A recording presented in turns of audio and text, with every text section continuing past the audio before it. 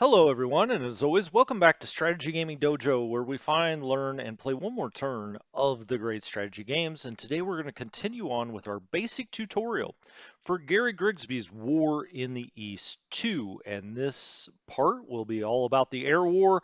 This is part number 7 and part number 2 dealing specifically with the new air mechanics in this game. And as you can see down here on the map, I have brought up a past save from my current Let's Play to help us look at these new mechanics and how you can do things manually in this game. Now, in the last episode, we talked about, hey, we just want to turn it all over to the AI, let the AI deal with it. I can tell you from having played the game for a little bit now, as you advance as a player, you're going to want to start controlling some of these things. Maybe not all of them, but some of these things yourself. Now you'll see I still have AI assist on, but those are just suggestions essentially. You can override them manually. Now, if we would have had the box not clicked off for AI assist, so if we would have unchecked that, we would probably at some point need to go up here and click that just so it does give us those suggestions, and then we would override them manually anyway. So even if you're not using AI Assist, it does do some things behind the scenes you're probably going to want it to do. Now, if you do not have that box checked, just remember you need to click that. At the start of the air planning phase, it will give you the suggestions. Now, be advised if you want to keep the same error directives, that would change them when you click the button. So just be careful there. But we're going to get into how to manually control these. Now, last time we talked about this command structure. And as you can see here, Luftflotte 1 has moved up a little bit. Not that much, but a lot of the one Flieger Corps has moved, and these other AOGs have now moved on the map. Now, why is that? Well, that goes back to what we talked about last time. This game has been played completely with AI Assist. And so we put these on advanced last time. We put all of Luftflotte 1 on advance, and the game has done that now. It's moved our AOGs or air operational groups out here on the map about as far as they can go, or at least as far north as we actually have air bases in many of these cases. Now, let's talk about the naming conventions again, because I do think it's very important. And I think it can give you a sense of what you should be doing with these different items. So call-offs here, you see call-off 18, call-off 16, call-off 4th Panzer Group. These are recon aircraft, and they're tactical recon aircraft. And what do I mean by that? Tactical recon aircraft generally are going to go in a shorter range. They're going to look, and try to detect, for instance, how many Soviet units are out here, what the strength of them is. It'll look at the depots and that kind of thing from a tactical standpoint. Now, a group like Call of North has a mixture between tactical and strategic recon. And strategic recon is more, let's say you want to go fly out over Leningrad and see what kind of rail yards they have, check out the port. Eventually you're going to want to bomb those things. And so you're doing a strategic high altitude recon. And also, if you look at this in Luftflotte 1, these Flieger Führer groups, those are all strategic recon and bombing. There are also strategic bombers in here. Now, as the Axis player, you don't have a lot of these. The Axis didn't really do a lot of strategic recon and bombing. They were focused more on the ground war here, and so they have a lot of tactical recon. Now, these names do give you a really good idea of who they should be following. Call Left 18 should really be following 18th Army. Call of 16, 16th Army. Call of 4th Panzer Group, 4th Panzer Group. And so, they really do name them pretty close to what you should be doing with these. And then a group like Call of North or Call of 2 has a little bit of a mixture and you can kind of use them the way you want. JGs are fighter groups, okay? So this is an air operational group that has nothing but fighters in it. And if we click on it here and we go over here, I say nothing but fighters. They can be fighters or fighter bombers, all right? And what do I mean by that? Well, let's click on stab /JG54. And you'll see here, this is a fighter bomber. The Germans had these planes, these 109s that could do both roles. Now, how does the game handle that? Well, you train it to a certain role, okay? So this has been trained as a fighter, and a word of warning here, I would always use them in the role they've been trained for unless you're desperate. Now you could switch this over to train as a bomber and it'll say withdraw group for retraining. Ah, okay, so they'll be put in the National Reserve and your pilots will train to actually have them be bombers. Then right up here in the mission, you could change it to bomber, but we'll get to all of that in just 1 second. These cards out here. And so you see we're selected on JG54. You can just left click and it brings up, the total command structure. So we've got Luftflotte 1 back here. We've got one Fliegerkorps. Now Luftflotte 1 commands one Fliegerkorps ultimately. Okay, it's its direct commander. But then Luftflotte 1 also has a lot of things directly under its command, and those are all, for the most part, recon. I'm hovering over Luftflotte 1, and you can see what it directly commands. It directly commands one Fliegerkorps, of course, but also Koloff 2, Koloff North, Koloff 18, 16, 4 Panzer Group. So all of those recon groups out there are controlled directly by Luftflotte 1, as well as the transportation group that has transportation planes or air groups in it. Okay. Um, and so then one Fliegerkorps, what does it control? Well, it essentially controls all of the fighters and all of the bombers. These KGs back here are bombers. So KG-1, KG-77, gosh, my eyes are going back, KG-76, those are bombers. JG are fighters. And that's how the German Luftwaffe is structured. The Luftflotte has direct control over the recon aircraft for the most part. I mean, it's a bit of a generalization, but 98% of the time, all of the recon aircraft, the transport aircraft, the strategic groups, they have recon and bombers in them, and then the Fliegerkorps control the fighters and the bombers. All right. So that was a little bit of a recap, I guess, of command structure, but I think it's important to remember all of that. So let's go down to Koloff 4 Panzer Group. All right, and we've now clicked on that. It is based at Daugavpils. All right, this is the air base the game has moved it to.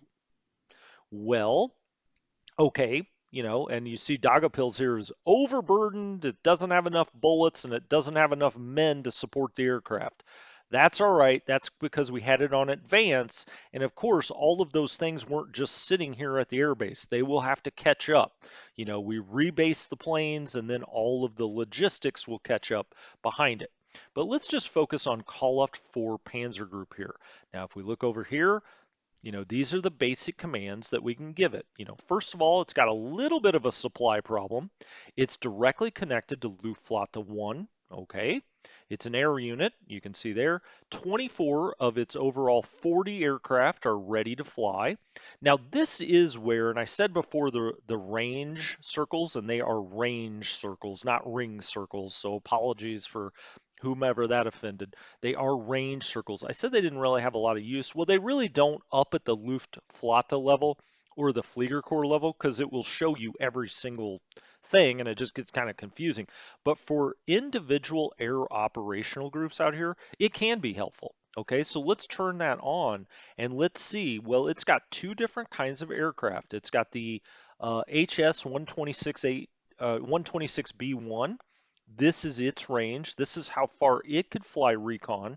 And then it's got the BF-110E3s that can fly all the way out here. So it is helpful when you're looking at recon or fighters, for instance. And let's just go click on JG54, which are fighters. We see their range circle. Our fighters can only get to here. So that'll tell you, hey, I mean, I might not want to run as many bombing missions up here because they're going to be unescorted. All right. Um, but let's go back here to call off for PGR. Now, if you're just handling this the AI way, all right, Day only, normal, you leave that alone. Asset priority is set up at the Luftflotte level. All right, there's nothing we can do about that. It can also be set at the Fliegerkorps level for things under the Fliegerkorps, but you can't do it down here in the AOG level. Supply priority is a 3. Okay, again, that is set at levels higher than this. You can't change it. Um, it's set to advance, but now we've advanced. There's no further place to go. So we would change this down to either flexible or hold. And what does that mean practically? That means all of that logistics stuff I was talking about and moving air groups around, moving supply around, moving support personnel around will happen at the end and at the end of this air planning phase and the start of the air execution phase, okay? And so really you want to keep switching these back and forth.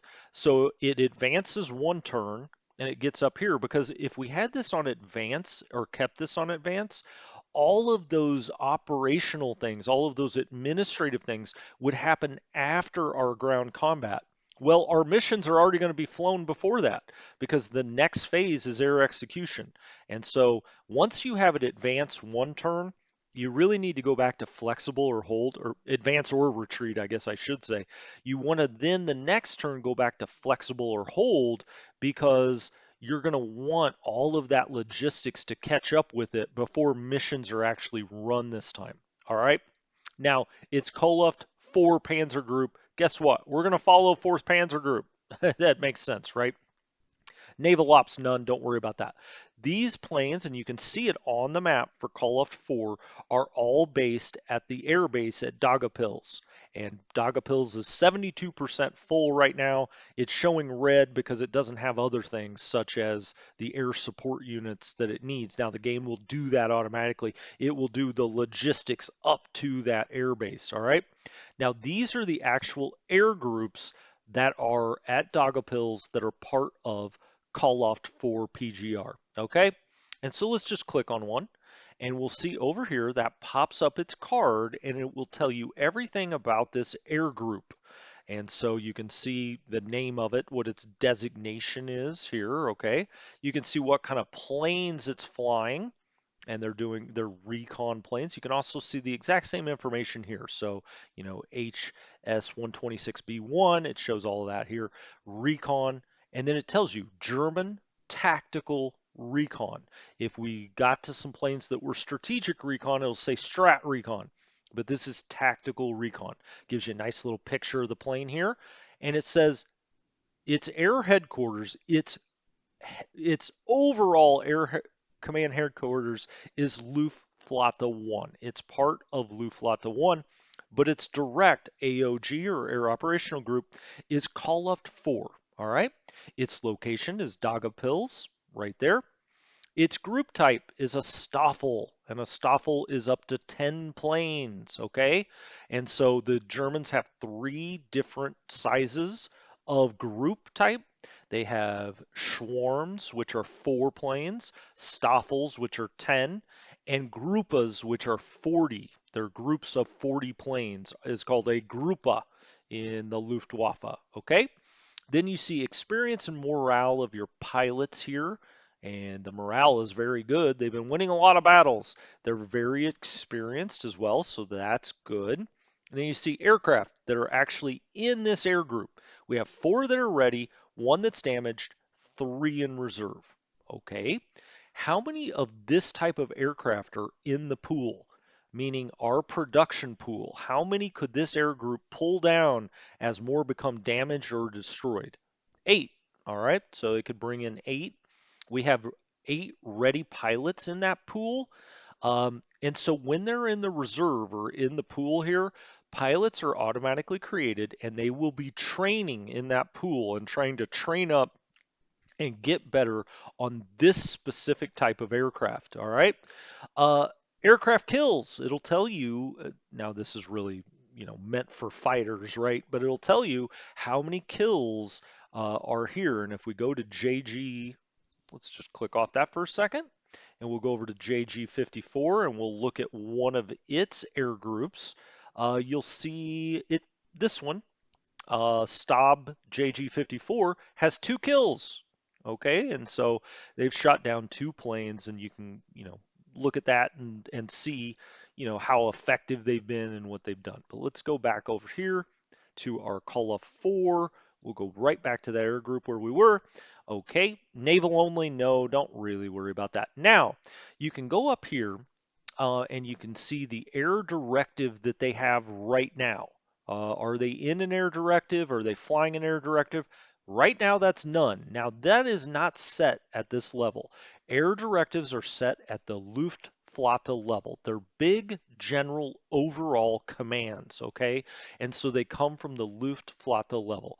And so we will go set those later. And then if we come back here, you'll see that it actually does have an air directive. We'll get to that. Mission setting, day only or rest. It doesn't even give you the option for night. Recon aircraft at this point in the war had no ability to do recon in the evening. Replacements, normal. Now, we talked about this over here on the cards, but it's also right here. Normal, you can restrict it, and so it's not bringing any new pilots in. You could give this air group priority if you want them to start getting some of these 8 pilots as you lose pilots to, going down, getting wounded or killed. And then we have aircraft change here, manual. Now, you know, when you first start the game, have this on auto. You can also set that from the commander screen. We did that last time. I showed you how to do that, but right now it's on auto. But if you did have it on manual and you wanted to do your own upgrades, what happens? Well, you click right there and you see the the 2 different aircraft this could upgrade to. Now be careful, they're not always upgrades. It's kind of like it's a similar type of aircraft that's different than what you have right now. And so it doesn't, upgrade can kind of be a misnomer. They're not always better. Now, how would we know that? Well, let's just say FW-189A. It's also a German TAC recon plane. Let's go look here and we'll see we've got 11 of those in the pool. Okay, we've got enough to fill this Stoffel if we did want to upgrade. It's currently in 94 other air groups, so it's very well used. Or 94 of these planes are in other air groups. Let's put it that way. I said that kind of wrong. It's not in 94 air groups. There are 94 of them currently in service in air groups right now. Okay, and so you would just click this if you want to quote unquote upgrade to this plane. But you may say, well, how the heck do I know? Well, let's compare them side by side. And so right now we've in this Stoffel, in this air group, we've got the HS-126B1 here. You can see its loadout, which is an aircraft cannon. And then you could see the plane that you could potentially change to here. Germany Recon, TAC Recon, okay. Start date, end date of their production.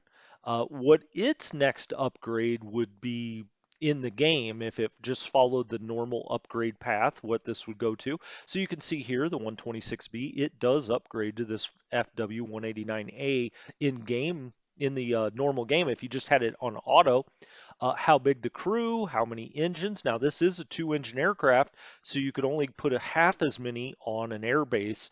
If that airbase is getting, too full, you can see the speed, the cruise speed, the max altitude, so on and so forth. You can see all of its weapons here, its weaponry, and so it's got one extra gun here. Uh, this craft that we're currently flying only has one low-level camera.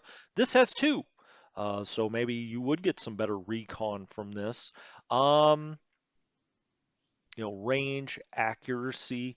Now that has to do with their weapons here. So anyway, you can look at this here if you want to decide whether to move to a different kind of aircraft, if you want to do that manually. Now these 126B1s are the exact same that we're already flying. We already knew they were 8 in the pool, but it just shows you this here. I guess you could change over to some in the pool if you wanted to. I don't know why you would do that though. Okay, so you can do manual upgrades from there. You could also send these to the reserve. Let's say there's a high fatigue, or you just wanted to train the pilots, they weren't experienced enough, you could send it to the reserve. And now it's been sent off to the theater box. Oh no, we've lost our air group that we were looking at. And as you can see, it's gone. And if we go and look at the reserves, we'll go to the air. We'll go to the air. There it is. It's taken off from us. So it's back here in the reserve box. You can't move it again this time. Oh, wait a minute. I'm sorry. That's wrong. That's wrong.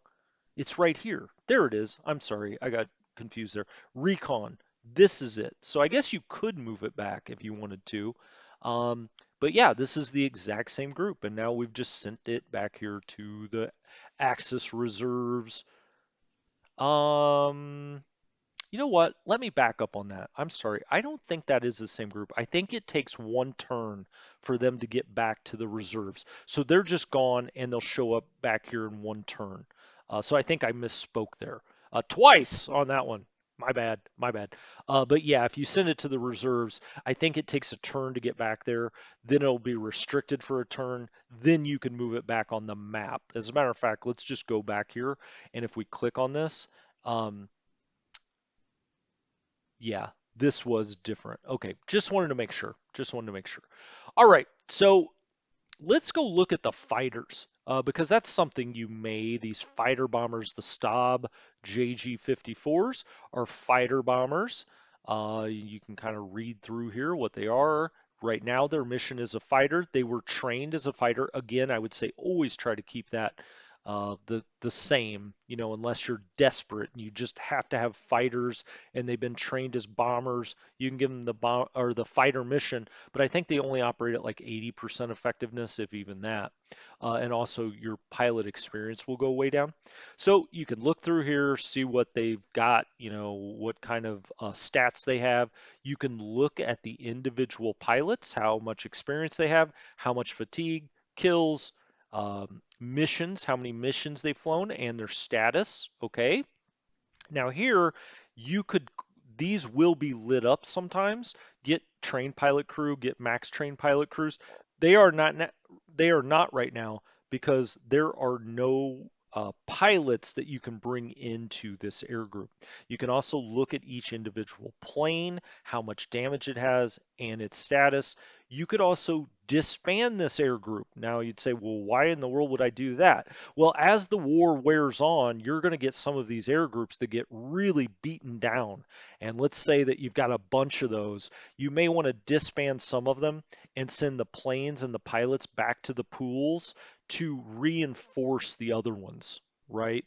And so if you've got three and they're all beaten down, you may disband one of them and that'll beef up the other two. Okay, so just something to keep in mind.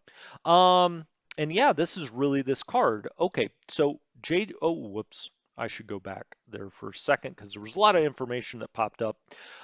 This is for the individual air groups. Now let's get off of here and we see the card for JG-54, the air operational group itself. And it'll tell you, okay, this is the kind of plane that generally is underneath it. There are 95 of them. If there was a different type, now this can only handle German fighters, all right? But if there was another model of fighter, it would show you up here and how many there are. But we see here, they're all these BF-109s, the F2s, as a matter of fact. They are assigned to one Flieger Corps. Now, we talked about that. Fighters and bombers, almost every single one of them, unless they're strategic bombers, will be assigned to a Flieger Corps and not directly to the Luftwaffe. You can see here it's whether it's going to advance, flexible, hold, or retreat, what it's following. All of these things that are over here on the card for JG-54, you can see here. It's got 4 air groups, all right? It's only on one air base, Jagup Hills, all right? Um, its max command is 124. Well, it's only got 95 right now. Command points, it's only using 28 of its 45. Pilots, it's got 95 pilots and 95 planes. Well, we better not lose one. Well, if you do, it'll just pull from the pilot pool, assuming that they're available. How much experience, morale, they averages all of these 95 pilots together to get that, and how many aircraft ready, damaged, reserve, okay, and allowed air units. You could not put bombers in a JG air operational group, all right? Now, You can go over here, let's click here, and you can see here are the air groups, the exact same thing you see over here, but it's on the back of the card. And also show air bases. If you, for some reason, didn't want to show the air bases where they're stationed, okay. Now, an air operational group can have its air groups stationed at 2, 3, 4 different bases if the game thinks that's right. Now, we're going to get into here manually, what if you don't think that's right, how we would change that, all right? Um, Pilots, you can see every pilot from every air group. And so this Staub JG54 was just a swarm. This, the IJG54, is a groupa. Now it doesn't have a full, and let's just go to that one really quickly. And you see that here. This is the same BF109F2, and it has got how many aircraft? 28 aircraft, and it's a groupa. You see the maximum is 40 aircraft that you can have in a groupa, and you could see all this same information. If you click out of that, you go back to JG54. It's command, it's air operational group. Here you can see assets, priority, supply. So almost all of these things that are over here on the right-hand side, you can also look at the back of the card, as I call it, or the back of the counter here for this air operational group. And you can go and look at all the planes, how much damage they have, and whether they're ready or not to fly this time. All right. And so those are the cards. Now let's get off that for a second and go look at one Flieger Corps. You get the same information for one Flieger Corps. And here you can see JG54, which is our one fighter uh, air operational group, is here. It's at Jagopils. KG1, which is a bomber group. KGs are bombers. And so if we went and looked at this, you'll see level bomber there. And you could go look at everything. Our bombers are at Le Page, okay, and you could go look at those. We have 3 Ju-88As in this, so that's a swarm. And then we have 30 Ju-88As in this 3KG one, so that would be a groupa, groupa, groupa. All right, and you can see they're all at one airbase. Now, um, excuse me. So they're all at this one airbase at La Page, KG-76, and you can go find these on the map, right? KG-76 is at Swala. I'm just going to call it that. And you can see in the blue, so La Page, Swala, Jagopils, you can see these air bases are lit up.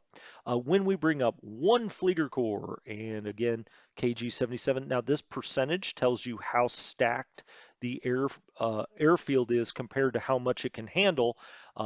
If we drill down here, this one could handle up to 200 engines. Now keep this in mind.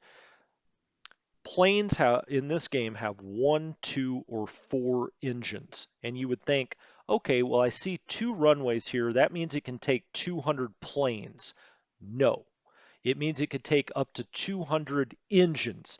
And so that's the game's way of not allowing you to stack these big, massive 4-engine bombers all at one little airfield, right? So you say, well, I've only got 99 big B-17s. Why can't I stack them on a one runway airfield like this one? Well, that's how the game does that, is it says, no, actually you can only put 25 there to add up to 100 because they each have 4 engines, right? And so here at Ulala, I can't say that right. I'm not even going to try. I wish they would have done it at a better airbase for my linguistics. Um, I'll just keep saying La Page because that sounds nice. I won't say swab la la la la. Just keep going. Um, this means it can take up to 200 engines, right? But this is where the game's decided to base those in KG-76. Now let's say, okay, so that's one Flieger Corps. We could keep going. You can go look at the same stuff for Luftflotte 1. You can see all of the air operational groups underneath it, where they're stationed. As you can see here, Transport Group North is actually both at Palau and Insterburg. And so, I mean, they can be on multiple air bases, but don't be confused by the air bases. It's just these air operational groups. And let's go to the one that's at 2. It's this Transport Group North. It's just decided to put it at 2 different air bases in the general area where its command is, all right? And KG-76 could do that. It could move some of it up here. As a matter of fact, why don't we do that? Well, first of all, let's click on KG-76 and let's say that you are not happy that it's at this air base. Okay, you're like, KG-76, I really want that at Jelgava. All right, how would you do that? Well, hold down the shift key and you have a box that comes up that's the exact same size as this box. You move it up here until the base that you want is highlighted and you right click. And now JG76 will move up to Jelgava. But there's one other step, and that's over here. It says transfer now. We didn't see that before. It says transfer 3. It's giving you 3 different options. You can plan the transfer so that it happens at the end of this turn, not just this phase, but at the end of the turn. It's planned. It will do this after we do the ground phase and we go to the next turn. Or you could do immediate transfer, or you could do cancel transfer. So let's cancel the transfer. We don't want it to go up there, not right now. Now let's go back to KG 76 and hold down on control, okay? And I'm going to hold down the control button and I'm going to start to left click at this box and I'm going to draw a box, all right? And so this, in this case, I don't know, we could put it this big. If you want to transfer to multiple air bases or at least across a bigger geographic area than what that box down there right now is in blue, you could do it with control and you could draw your own box. So let's just say that, well, I didn't draw this one so good. Let's do that. Okay, and I'll just let off of that because if you just let go of the buttons, it'll stop drawing the box. But let's actually draw one. But let's try to put this on 2 different air bases. So we could draw it like that, right? And we hit right click. Oh, it's only going to go to Jelgava. This one, I don't believe it'll allow us to go to that one. Okay. Well, let's go up here to oh, this just went to Luftflotte 1. Cancel that transfer. Okay. I mean, I'm not saying it's easy. So let's hit on JG76 and let's just hold down shift. Let's do that again and right click. Now it's going to go to Jelgava, transfer, and let's do immediate transfer. Execute the air transfer of KG76. Okay, now KG76 is up here. You see all of its air groups have transferred up to that base. You can see them all right here. Awesome, right? Easy to do, actually. So let's do that again. Let's get off of here and let's do KG77. All right. And let's try to put KG77 at both of these boxes. And let's see if I can do it right this time. So control, and we want it to go to both of these air bases. And I always forget exactly which button I'm supposed to push. There we go. You do just let go of it. I must have let go of the control button last time. If you let go of the control button, it can't, kind of cancels everything out. But if you keep that held down with your left mouse, just draw that, and then just let go of your left mouse button, and now it's both of these that I'm sorry, KG77. You can see here it's scheduled to transfer. We can go up here. I think maybe you can right click here too. Yeah, you can right click here and you can say execute air transfer for planned, execute air transfer immediate, or cancel it. Okay? And let's do execute air transfer planned.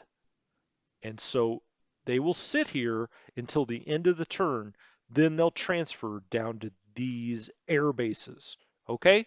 And that's how you move these air groups around. Now you can do it at the higher levels, all right? So one Flieger Corps has a transfer planned. Let's cancel the transfer. Now that will cancel everything underneath it, right? But let's say we wanted to move one Flieger Corps all the way up here and get as much as one Flieger Corps up here as you can. Now this is a big box right now, right? So let's actually click Control and draw that and do that. Every single air operational group out of Flieger Corps 1 is going to try to go to that airbase. Well, we don't want that. That seems like a bad idea. And this will tell you how many air groups. I was wrong about that. It's not how many choices you have. That's how many air groups would actually be transferring, 15. So let's cancel that.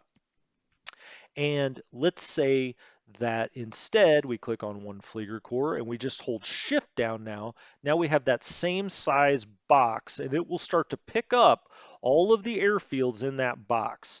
And so if I just uh, let go right here, or I'm sorry, right click right there, it will now transfer all of one Flieger core down to these air bases, all right? Now it doesn't want to send any here for some reason. So let's say that you don't like how it sets it up. You can go back here to KG 77 and fly it out here yourself. How would we do that? We would hold down oh, it's already transferring. Let's cancel that. Let's cancel that transfer and let's hold down shift and say, no, we actually want you guys out here. We right click and they'll come out here to these air bases.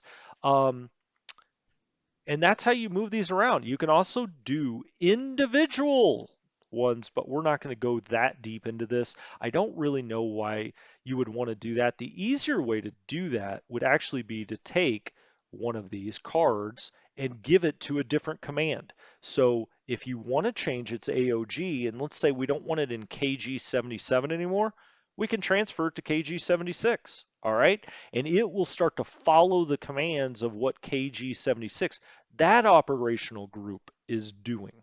Okay. Um, I think I'm going to call that an episode for this time. That's how you move some of these around. We talked in general, but that's how you move your air operational groups or your Flieger corps or your Luftflottes around.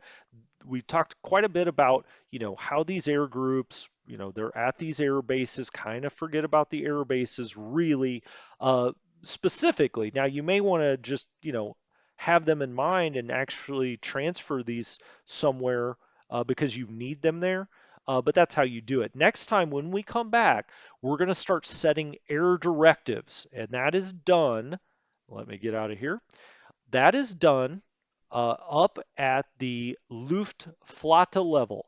And so if we go to Air Info screen, well, I guess we can do it straight from Map Info. We'll go to Air Directives, and you see the big overall orders that Luftflotte 1 is given, Luftflotte 2 is given, and Luftflotte 4 is given. Now, with AI Assist on, or if you've pressed it during the turn, it will give you recommended ones that you can go in and change, or we can create our own, which I'll show you both ways of doing that next time. But I'm going to call this an episode. And as I said, when we come back, we'll get into these air directives. They're not nearly as complicated as you may think. We can draw these on the map. It's actually is kind of a cool system, and I think it's very easy once you get used to it. So for Strategy Gaming Dojo, thank you so much for dropping by. I'll talk to you next time.